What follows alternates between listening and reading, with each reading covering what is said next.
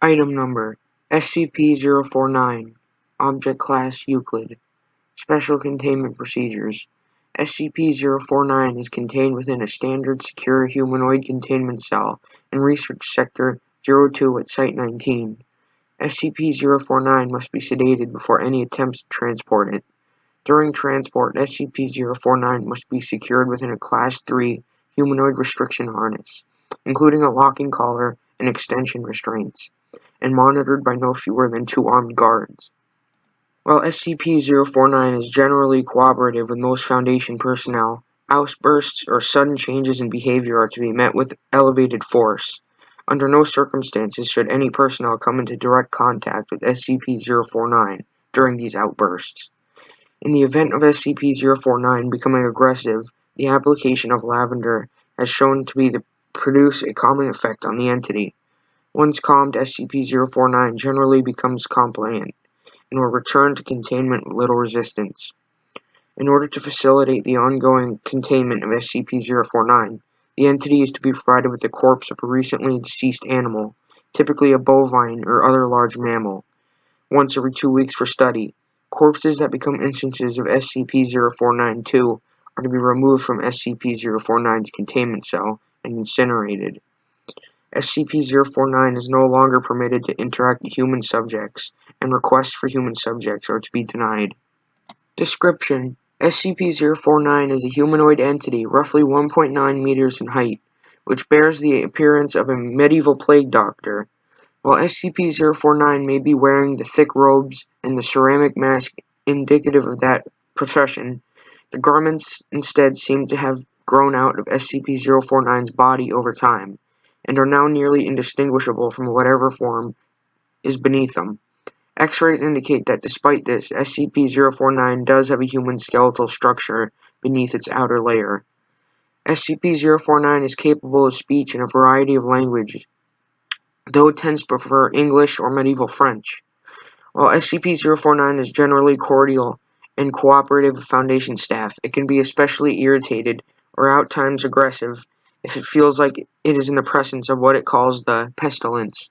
Although the exact nature of this pestilence is currently unknown to Foundation researchers, it does not seem to be an issue of immense concern to SCP-049.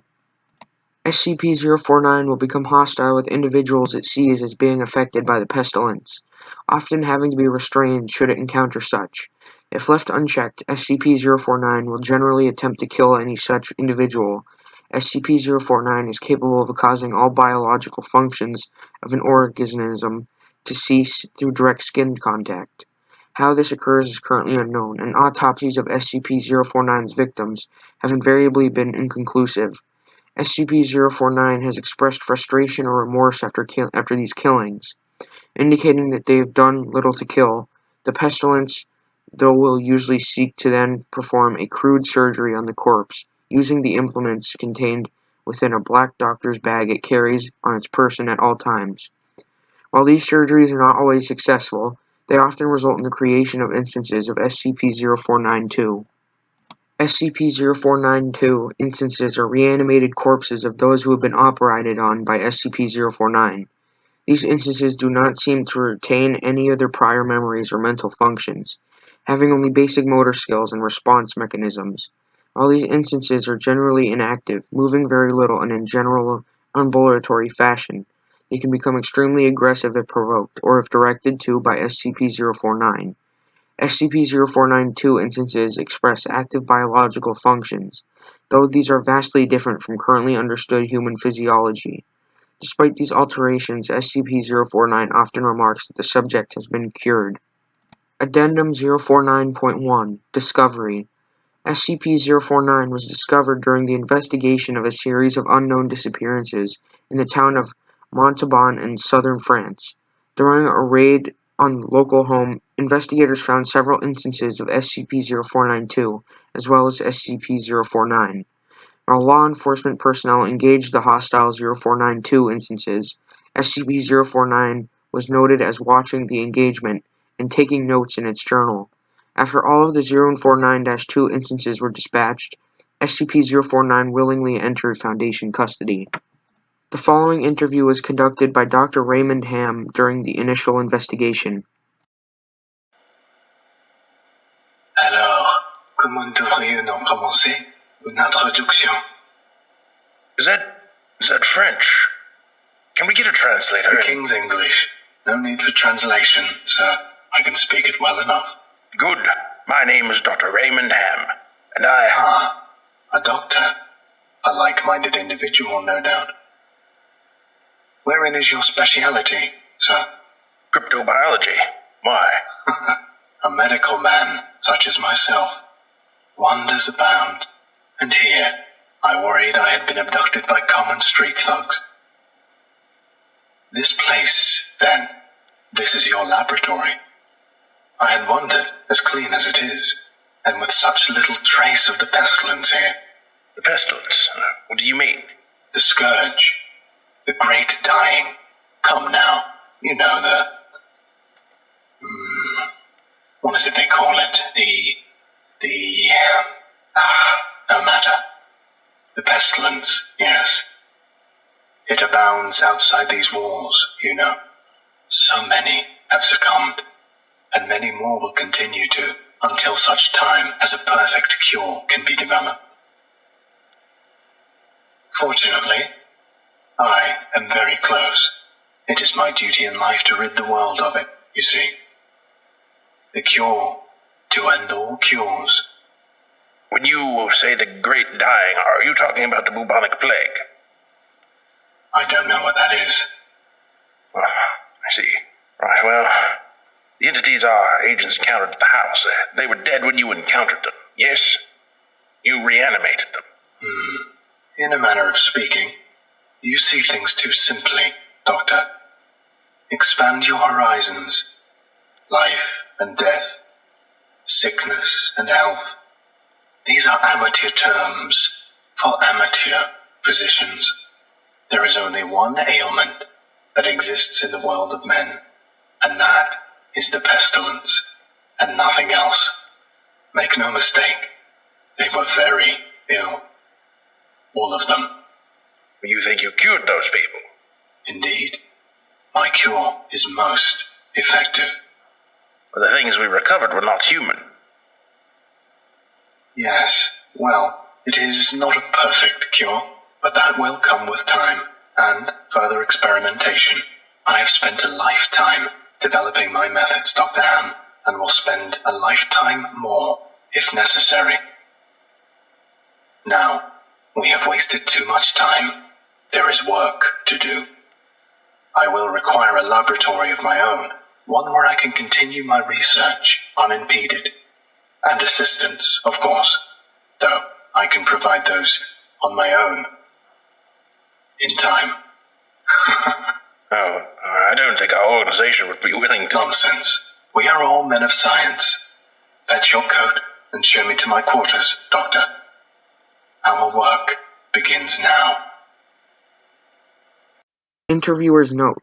While SCP-049 is capable of communicating in a very human way, there is a strange sense of unease that one experiences in its presence. Make no mistake, there is something very uncanny about this entity indeed.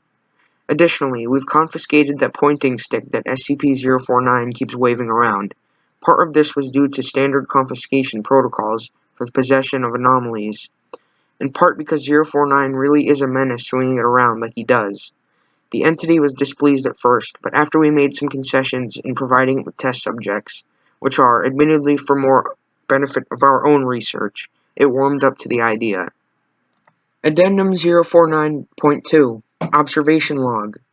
While in containment at Site-19, SCP-049 has spent a considerable amount of time studying and performing surgery on the various mammalian corpses it has been provided. SCP-049 will routinely spend several days performing surgery, and then, regardless of whether or not the corpse becomes an instance of SCP-049-2, spending several more days documenting its findings in a thick leather journal stored within the doctor's bag. SCP-049 will often seek to share its findings with members of Foundation staff. The following is a log of several occasions during which SCP-049 was observed operating on mammalian corpse. Observational Log 049.0 0.1 Summary. Subject SCP-049. Preface. A test subject, D85123, was introduced into SCP-049's containment cell. The entity expressed sincere gratitude toward all members of the containment and research staff. Observational notes. SCP-049 began by asking D85123 several standard medical questions, as it began removing tools from its bag. Shortly after finishing its preparations, SCP-049 quickly closed the distance between the two, killing the subject with a touch to its throat. Afterwards, SCP-049 made a number of considerable alterations to the basic structure of the subject's corpse, often introducing fluids from within its bag into the subject by way of hand powdering pump and copper tubing. The resulting SCP-049-2 instance became animated, flailing and grasping at the walls of the chamber with a number of manufactured limbs, while moaning out of an oblong orifice, now present in its sternum. During this time, SCP-049 was observed taking notes of the instance in its journal, and remarking to the watching research staff about the efficiency of its cure.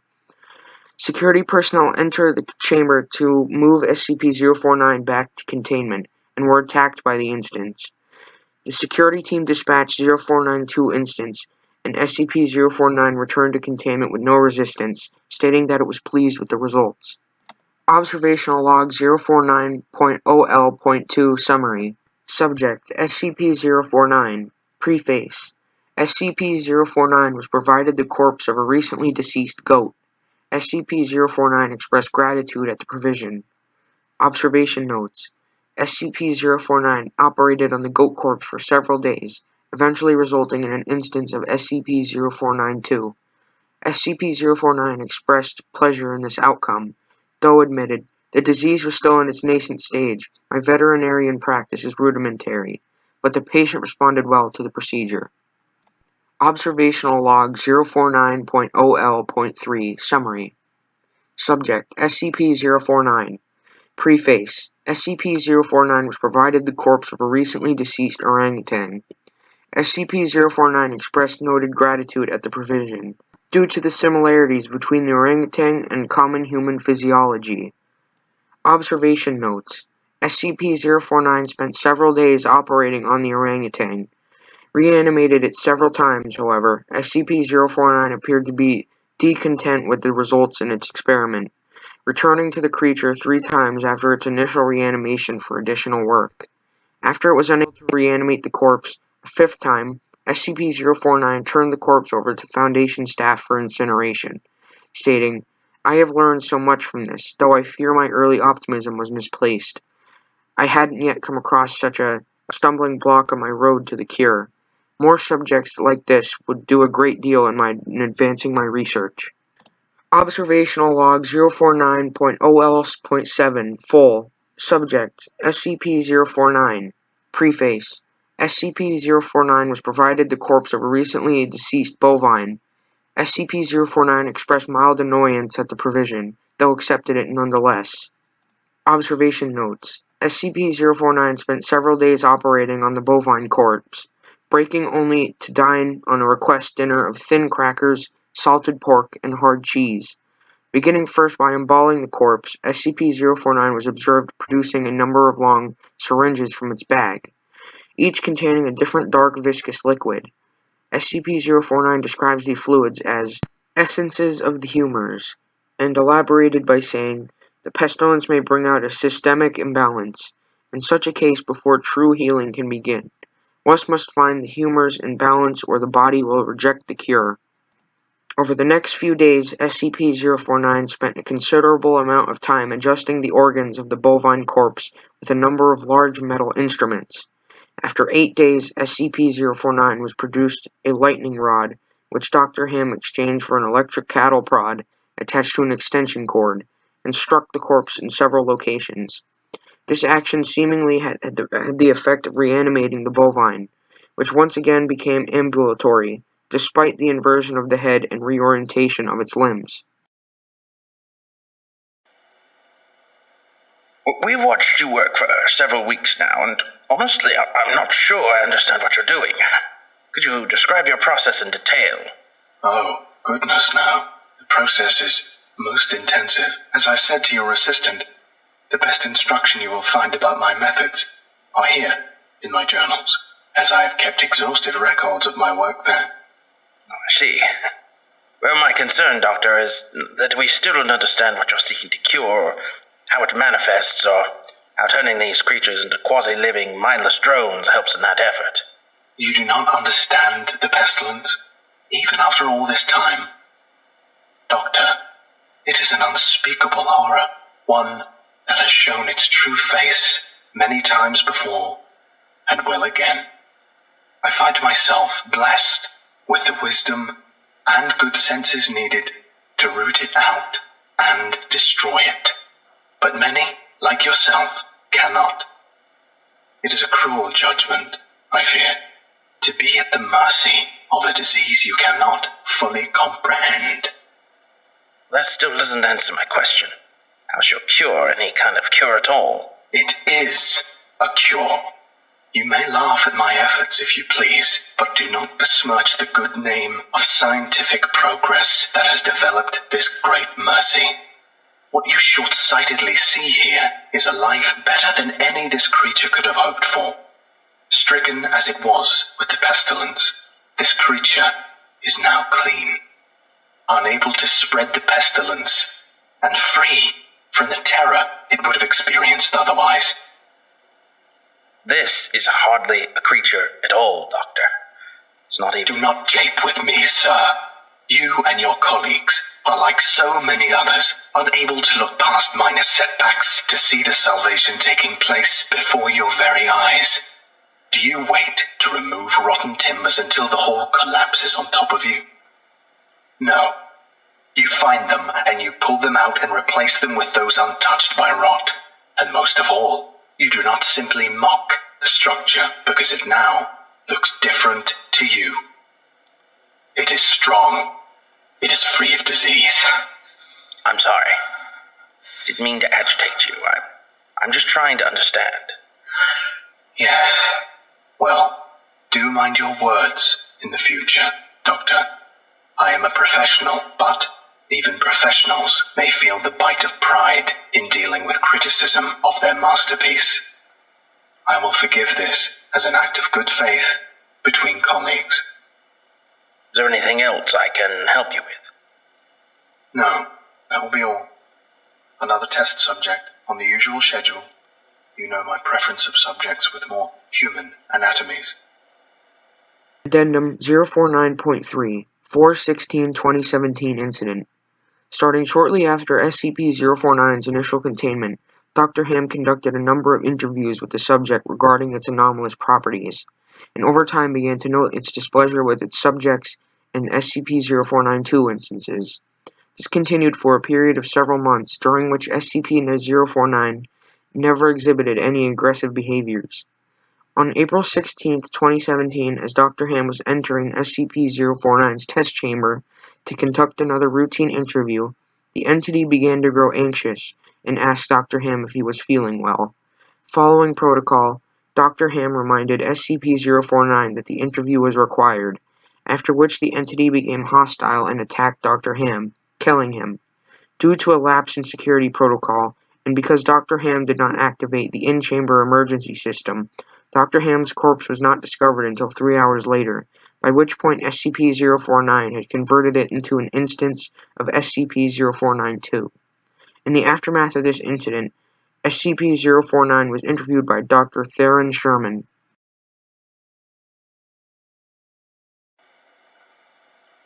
I need you to explain yourself. SCP-049, you are being directed to explain your actions, and I will remind you that failure to cooperate will result in further restrictions during your containment. My actions do not need to be explained. You killed Raymond Ham, and then butchered him until he... Not dead. No, not dead. He is cured. Cured? Cured of what? The pestilence, sir. I had thought you, at least, would realize what luck it is I detected it before. What pestilence? You keep going on and on about this pestilence, but you have not once been able to properly identify this disease. What could you have possibly seen in him today that you had not seen so many times before, that it would be worth his life? The pestilence presents and progresses in unforeseeable fashions, and has a queer way of creeping into the unprepared. And call it what you want, Doctor. It was a mercy I did to him. He is cured. He is a vegetable. I would not expect you to understand. You and your ilk have proven time and time again not to be men of science, but men of emotion. You cannot appreciate the horrors I have seen. Those many millions who have succumbed to the pestilence and been changed. Your cure cost Ray his life. No, good sir, I have saved it. You would allow this world to slip back into the despair of disease and death, ignoring that I have created a miracle. And what disease? What pestilence? He was a healthy man. He was a good doctor. I'm offering it freely to the afflicted. You are not worth this argument, sir. You are short-sighted and foolish. Dr. Ham was sick, and I cured him. I am the only one who can do this. My work must continue. There is still so much to learn, so much. I've had enough of this. And consider your allowances revoked. Saved, even you. Welcome to containment, 049. Might be saved. We're done here. I can save them all. I can cast down this plague once and for all. I can do this. Only me. I saved him. Dr. Ham. I cured him. He was sick. I know he was sick. I know he was. And you are all sick, but I can save you. I can save all of you, because I am the cure.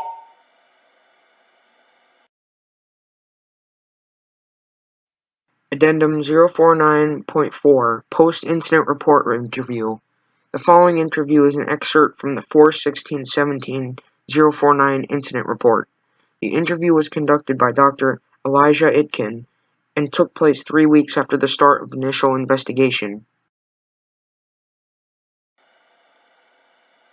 SCP-049, we are conducting this interview to close out our investigation of your actions taken on April 16th that resulted in the death of a staff member.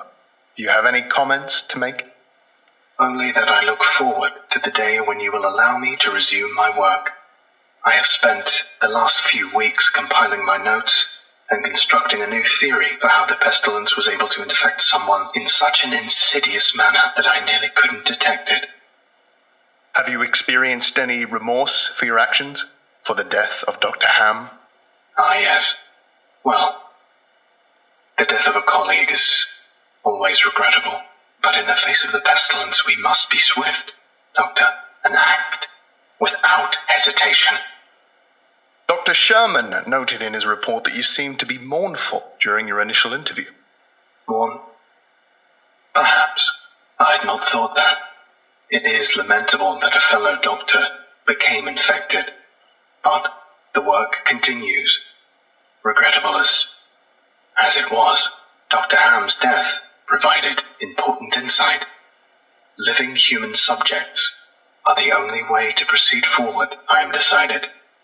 My cure is of little use on dead flesh, and I have gleaned all I can from your generous supply of corpses. My desires turn towards tending to those still living who suffer from the disease. I'm afraid you're going to be disappointed. Oh, Doctor, I wouldn't be so sure.